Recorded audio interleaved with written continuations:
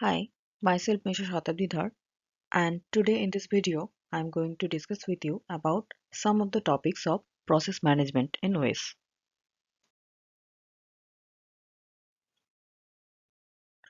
In this part, we will discuss about interprocess communication, classical problem of synchronization, and semaphores. Now, what is interprocess communication? Interprocess communication is used for exchanging data between multiple threads in one or more processes or programs. The processes may be running on single or multiple computers connected by any network. It is a set of programming interface which allow a programmer to coordinate activities among various program processes which can run concurrently in an operating system. This allows a specific program to handle many user requests at the same time.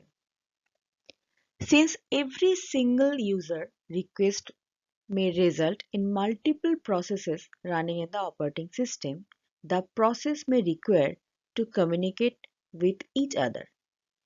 Each IPC protocol approach has its own advantage and limitation. So, it is not usual for a single program to use all the IPC methods.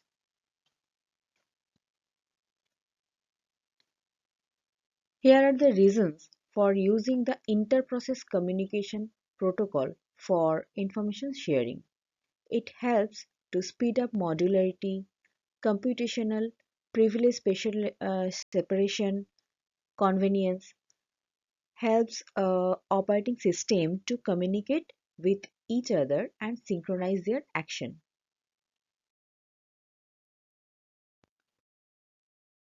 Working together with multiple processes require an interprocess communication method which will allow them to exchange data along with various information.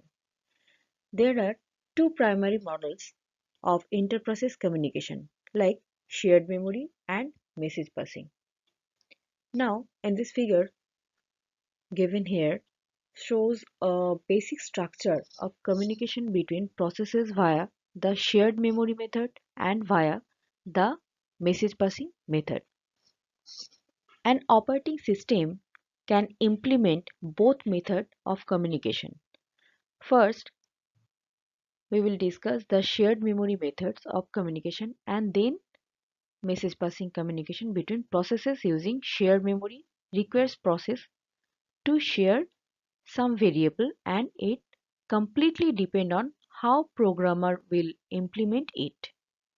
One way of communication using shared memory can be imagined like suppose process A and process B are executing simultaneously and they share some resources or use some information from another process. Process A generate information about certain computations or resources being used and keeps it as a record in shared memory. When process B needs to use the shared information, it will check in the record stored in the shared memory and take note of the information generated by process A and act accordingly. Processes can use shared memory for extracting information as a record from another process as well as for delivering any specific information to other processes. Let's discuss this example.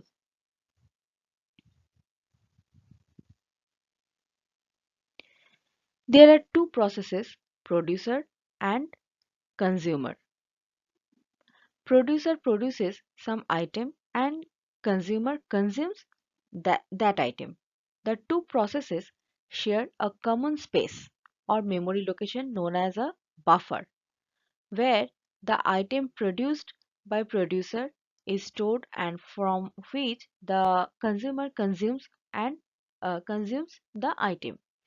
If needed, there are two versions of this problem.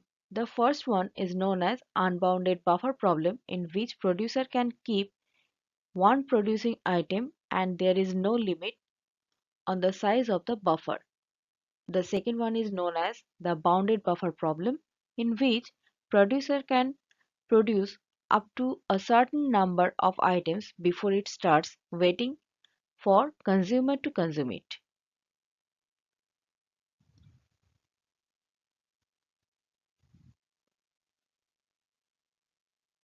Now we will start our discussion of the communication between processes via message passing.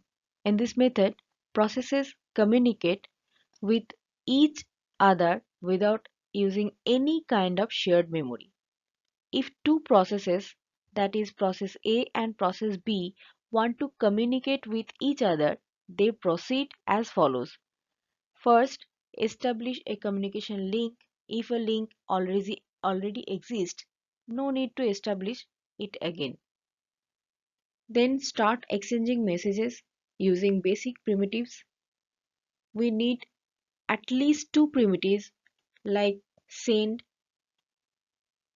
send message or destination or send message, and receive like message host or receive message. The message size can be of fixed size or of variable size. If it is on fixed size, it is easy for an operating system designer but complicated for a programmer. And if it is of variable size, then it is easy for a programmer but complicated for the operating system designer. A standard message can have two parts, like header and body. The header part is used for storing message type, destination ID, source ID, message length, and control information. The control information contains information like what to do if runs out of buffer space, sequence number, priority. Generally, message is sent using FIFO style.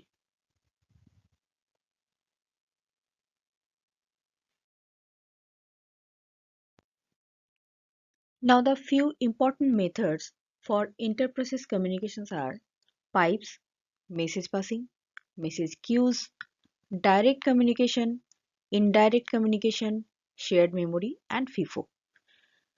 Now, pipe is widely used for communication between two related processes. This is a half duplex method. So, the first process communicates with the second process. However, in order to achieve a full duplex, another pipe is needed.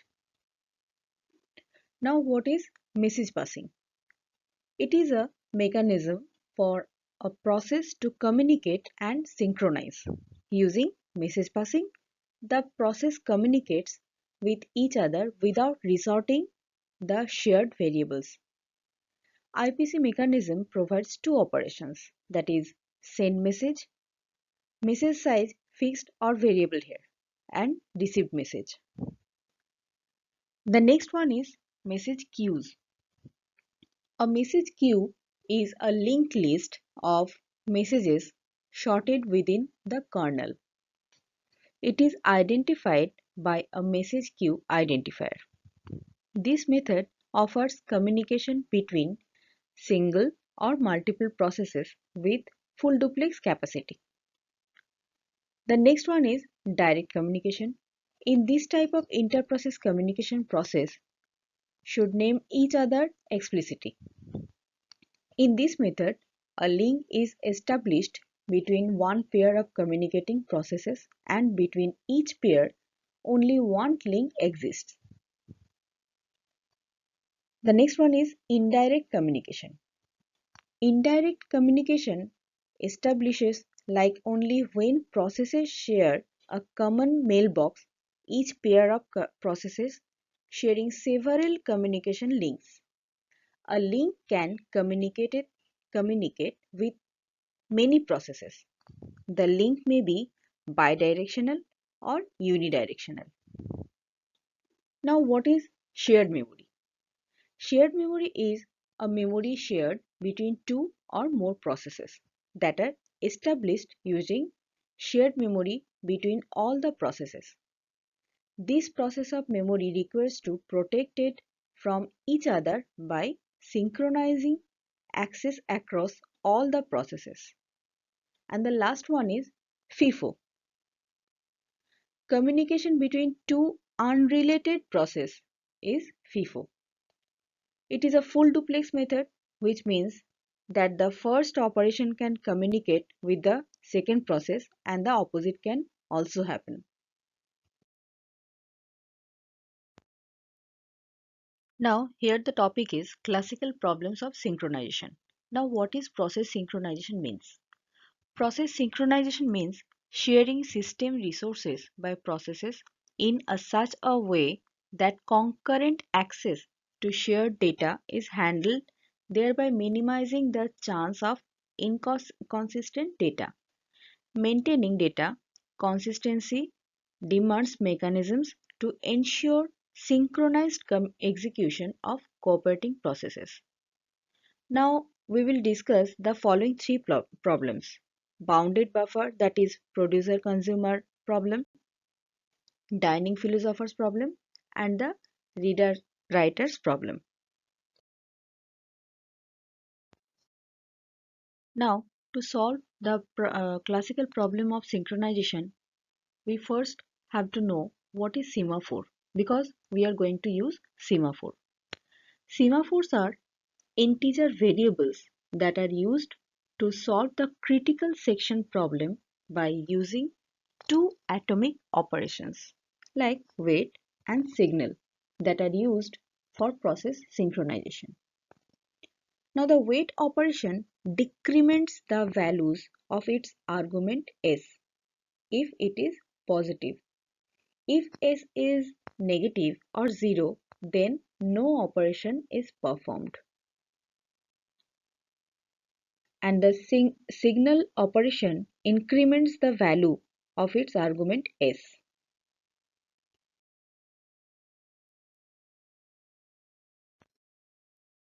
There are two types of semaphores.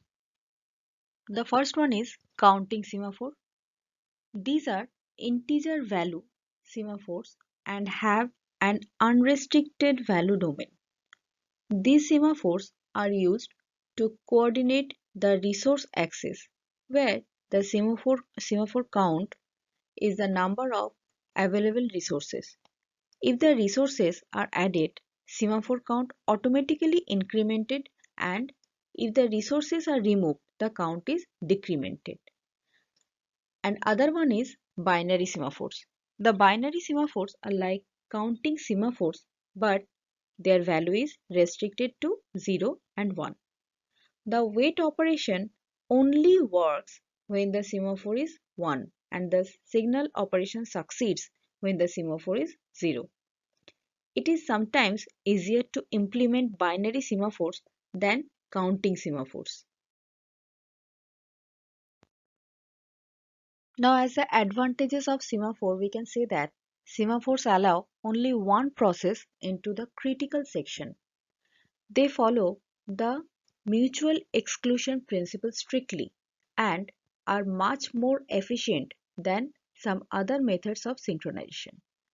There is no resource wastage because of some busy waiting in semaphores, as processor time is not wasted unnecessarily to check if a condition is fulfilled to allow a process to access the critical section. Semaphores are implemented in the machine-dependent code of the microkernel, so they are machine independent. And disadvantages of semaphore, we can say that semaphores are complicated, so the wait and signal operation must be implemented in the correct order to prevent deadlocks. Semaphores are impractical for large-scale use, as their use leads to loss of modularity. This happens because the wait and signal operations prevent the creation of the structured layout for the system. Semaphores may lead to a priority inversion where low priority processes may access the critical section first and high priority processes later. Now the first problem about the classical problem of synchronizations is about which I am going to discuss is bounded buffer problem. It is also called producer-consumer problem.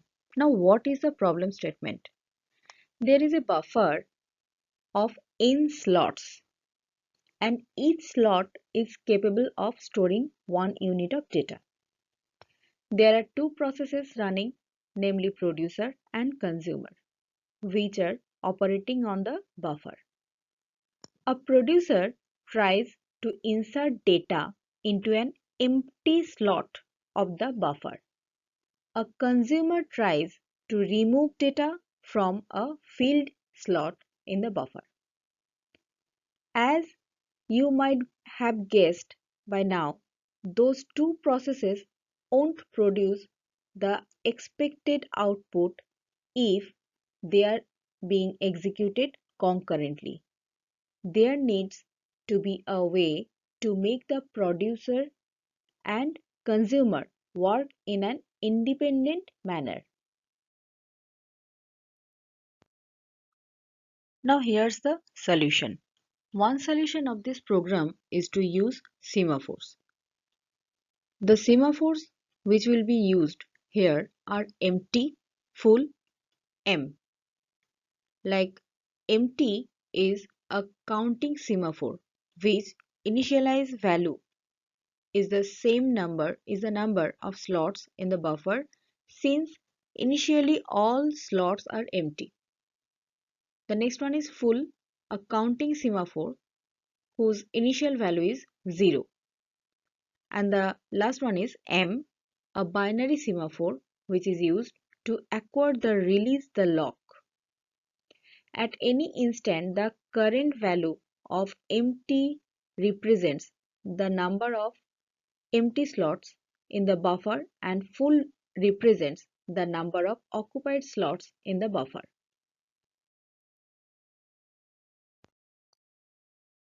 Now I am going to show you the pseudocode of the producer function.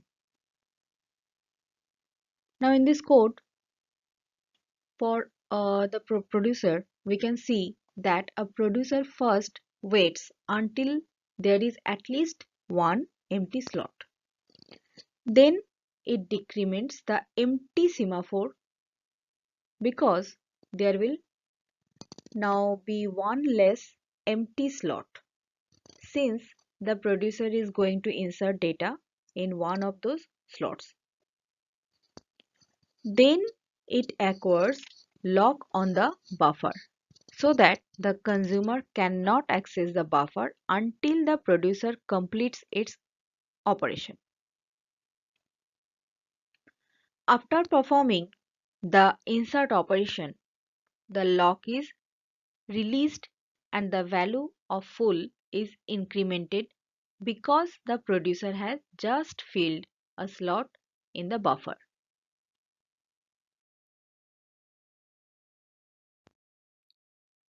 Now see the pseudocode for the consumer function.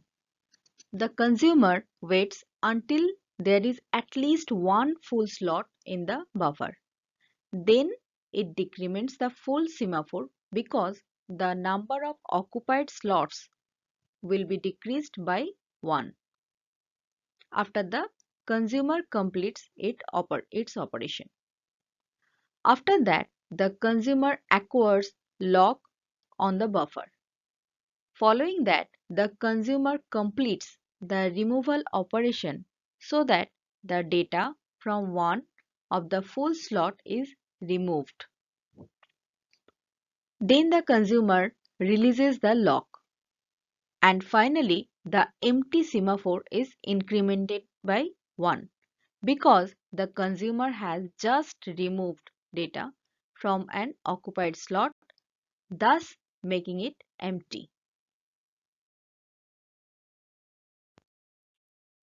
The next problem we are going to discuss about Dining philosopher's problem.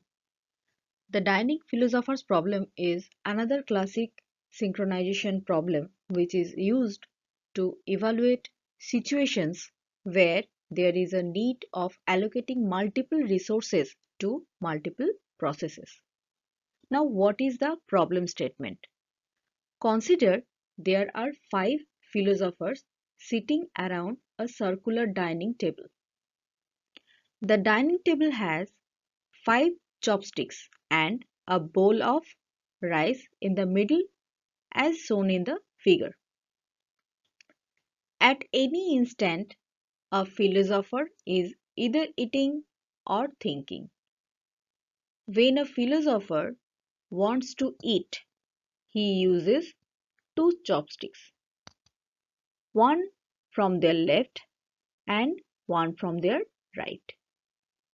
When a philosopher wants to think, he keeps the both chopsticks down at their original place.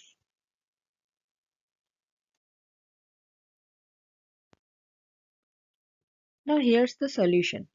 From the problem statement, it is clear that a philosopher can think for an indefinite amount of time. But when a philosopher starts eating, he has to stop at some point of time. The philosopher is in an endless cycle of thinking and eating. An array of five semaphores, stick array of five for each of the five chopsticks.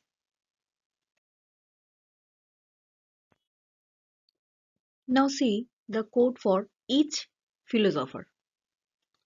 When a philosopher wants to eat the rice, he will wait for the chopstick at his left and picks up the chopstick. Then he waits for the right chopstick to be available and then picks it too. After eating, he puts both the chopsticks down. But if all five philosophers are hungry simultaneously and each of them pick up one chopstick, then a deadlock situation occurs because they will be waiting for another chopstick forever. The possible solutions for these are: a philosopher must be allowed to pick up the chopsticks only if both the left and right chopsticks are available. Allow only four philosophers to sit at the table. That way, if all the four philosophers pick up four chopsticks, there will be one chopsticks left on the table. So, one philosopher can start eating and eventually two chopsticks will be available. In this way, deadlocks can be avoided.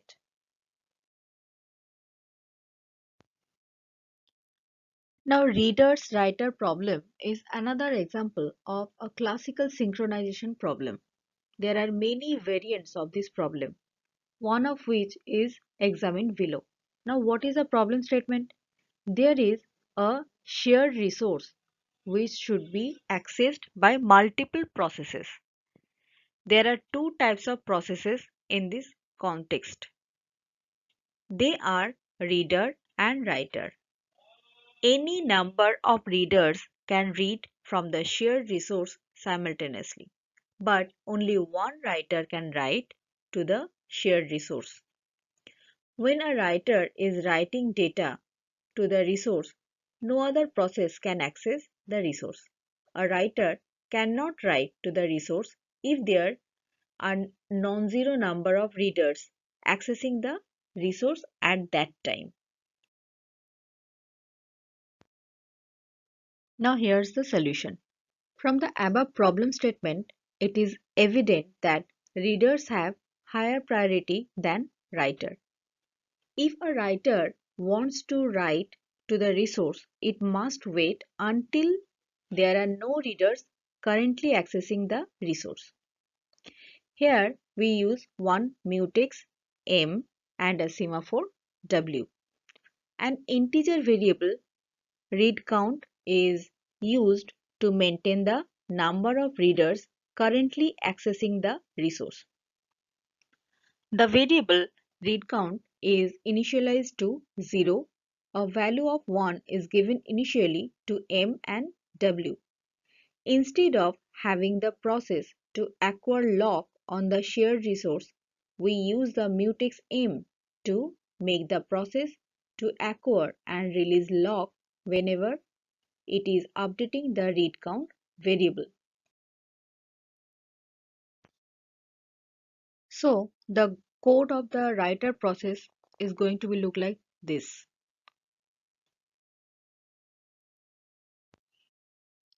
Now here is the code for the reader process. As you can see in this code, the writer just waits on the W semaphore until it gets a chance to write to the resource. After performing the write operation, it increments W so that the next writer can access the resource. On the other hand, in the code for the reader, the lock is acquired whenever the read count is updated by a process. When a reader wants to access the resource, first it increments the read count value, then accesses the resource, and then decrements the read count value. The semaphore W is used by the first reader, which enters the critical section, and the last reader, which exits the critical section. The reason for this is when the first readers enter the critical section, the writer is blocked from the resource. Only new readers can access the resource now.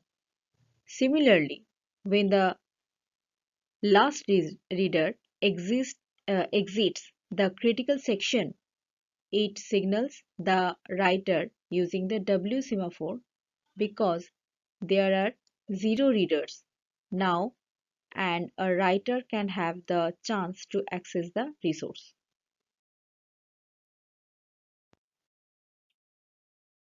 Hope through this video I can make you understand about what is interprocess communication and semaphore and about the classical problems of synchronization like reader-writer's problem, bounded buffer problem and the interesting dining philosopher problem. Thank you and keep watching. In my upcoming video, I am going to discuss all about threads, multi-threading models, so wait for that.